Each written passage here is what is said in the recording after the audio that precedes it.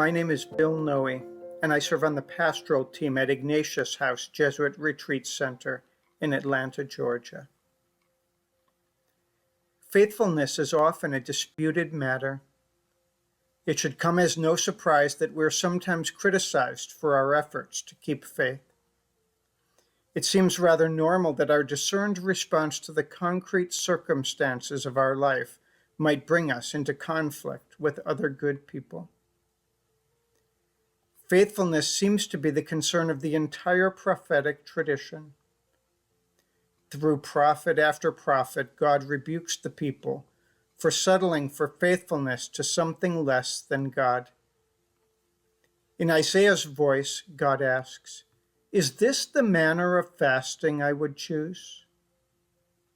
In Micah's voice, God's question is, "What does the Lord require of you?"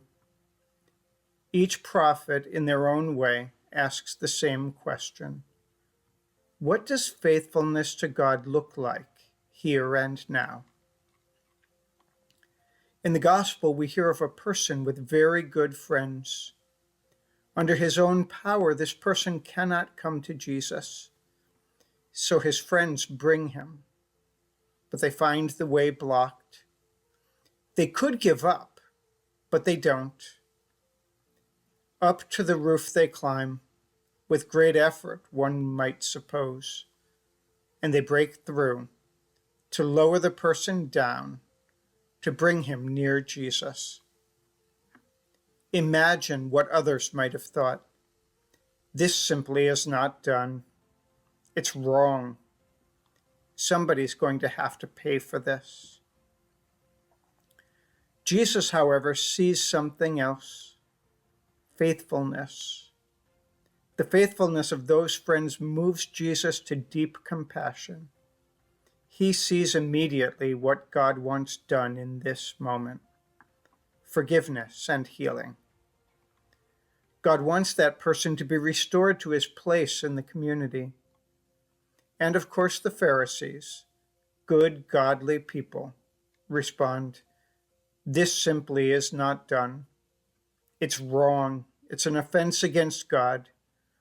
Somebody's going to have to pay for this." And of course, somebody does. What went wrong?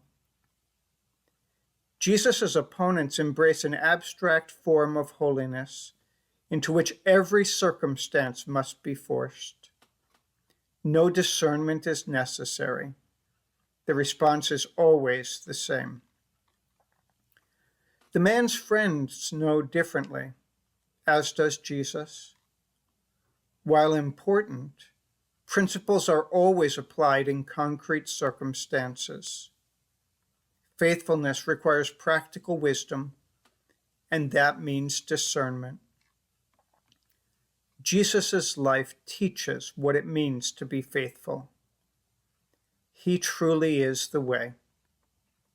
As Pope Francis has remarked, to follow Jesus is to avoid the extremes of rigorism and laxism, and to go the middle way of discernment.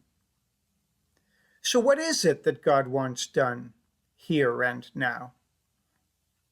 God asks us, in imitation of Jesus, to have the courage to join our will to God's, even when we're criticized, even when others insist somebody's going to have to pay for this.